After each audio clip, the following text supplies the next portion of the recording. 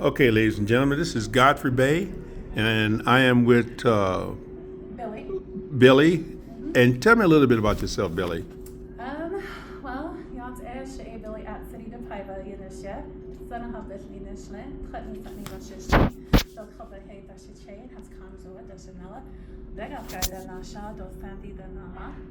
Hi everybody, my name is Billy at City de Paiva. I'm of the Sleeping Rock people, born for the Tango people. My maternal clan is of the Water's Edge, and my paternal clan is of the Yucca fruit strung out in a line. I'm originally from Cove, Arizona, but I now reside here in Sandy, Utah. And you were just speaking in a native language. Can you share with me what language that was? Yes, so I am the Ne, or in the common tongue known as Navajo. And that is how we introduce ourselves to new people, new groups, just to see if we have any relations out there. And that's just one of our common things to do. How do you feel about being your ableisms of life here in Utah? So in Utah or on higher education campuses or at Weber State? All of the above. Start with you, whatever choice you choose first. So I've got to admit, right, being a person of privilege, granted though I'm a person of color, I do have the privilege of being able to walk and do everything myself, do stairs, have open spaces. Basically, a lot of things are open to me physically, right? As opposed to being a person of color, in some spaces I may not be welcome. But when it comes to ableism, you know, just walking around campus, that is something that I am trying to be more observant of to see how inclusive we are to people, to everybody, right? And being a Navajo person, we are a very inclusive tribe. We are very welcoming, we're very open, and we try to include everybody. And not just in the way of feeling of belonging, you know, in a spiritual and emotional sense, but also in a physical sense. And I feel like a lot of institutions, a lot of places in the state of Utah, they try very hard to do that, but also depending on, you know, in Utah, a lot of our universities are on the side of mountains, so that may be a little bit more difficult to achieve, especially if somebody has a class all the way up at Lind Lecture Hall or up at the interpersonal building if they're way down here in like the Miller Administration building. Do you feel that you really embraces the environment in which you dwell? I think for the most part I do. I've really had to learn how to take up space in spaces that were not meant for me, right? So the history of higher education is something that a lot of people don't realize. It was built on stolen land by stolen people, right? So it's in the startings of higher education. It's not made for people of color. It's made for the middle class, upper class, Caucasian people. So even now in the year 2025, we are still having some issues with making spaces more welcoming, but they are still defined, especially Weber State, as a predominantly white institution, as opposed to maybe going to a historical black college or to a tribal college or university. How do you prepare your children to be ready for this world that we live in? Oh, I'm doing that right now. And like the only way I feel like I can prepare my son. So my son is half Dene and he's half Brazilian. So he has dual citizenship with the United States and with Brazil. And I am just trying to teach him to be proud of both his cultures, even though those around him may not. And to be understanding to those who don't know who they are or where they come from. Because a lot of misunderstandings and stereotypes are made from people who don't understand where they come from. In a way, I could see it as a form of jealousy because they don't know who they are. And those of us who do know who we are, that could be almost offensive to them. So teaching him to understand of where he comes from, learn to love where he comes from, and the people and the history of it. I know the history of the indigenous people here is a sad one, but that doesn't mean our future has to be sad. You're welcome to wait in here, or we have professionals here. So when we're in your home, if I was to go into your home, will I see things that I can identify that can associate with your culture?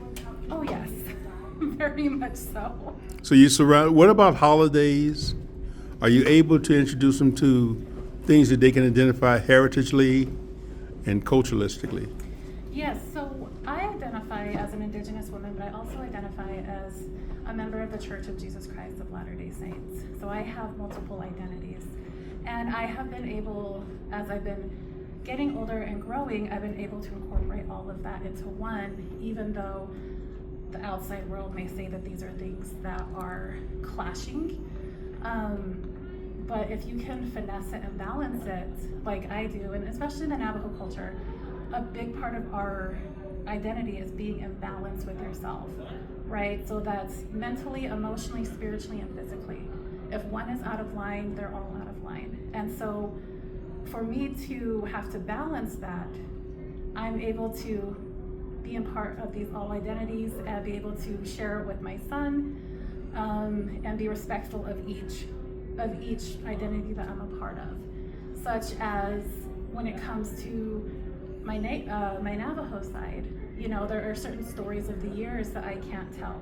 Like, I'm really excited to talk about our winter stories, but I can't talk about those until the first killing frost, which is usually in November. So once that happens, then I can share these stories with my son, and we can go from there, and just kind of learning these nuances from each culture. Well, I'll be looking forward to chapter 2 of visiting you and interviewing you. But I have to ask you this question. I noticed that you have turquoise jewelry on. Yes. Can you share anything about that heritagely? So when it comes to the Diné people, turquoise is one of our sacred stones.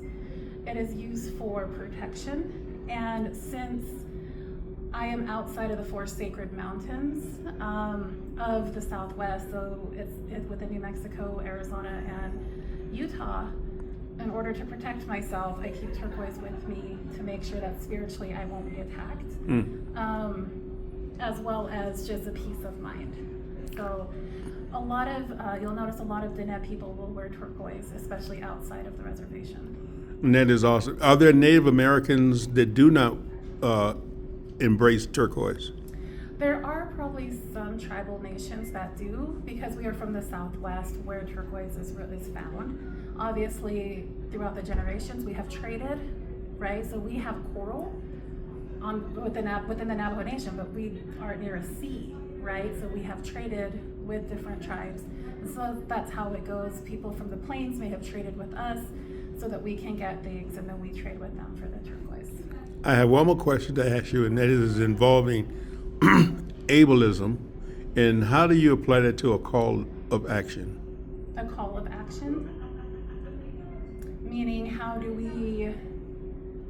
do you prepare your children to embrace that they are able to survive in this world, and survive and enjoy it and have the prosperity that they're entitled to?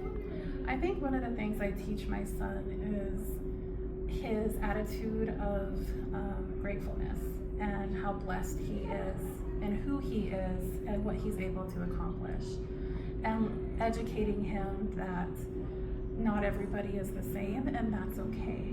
Not everybody has the same abilities, and that's okay. That doesn't mean that we are better than anyone.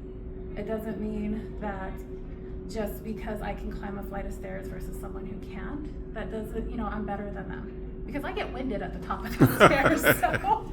Well, I want to say to you, thank you very much for taking this moment and allowing me to interview you. My name is Godfrey Bay. I am a student here at Weaver State University. Do you have one more thing that you would like to share? And then would you mind saying goodbye in your native tongue? Just thank you for doing what you're doing and bringing these types of issues to light. I'll make this quick because a lot of students are coming, but thank you so much, and I hope you have a wonderful day ahead. All right, bye-bye.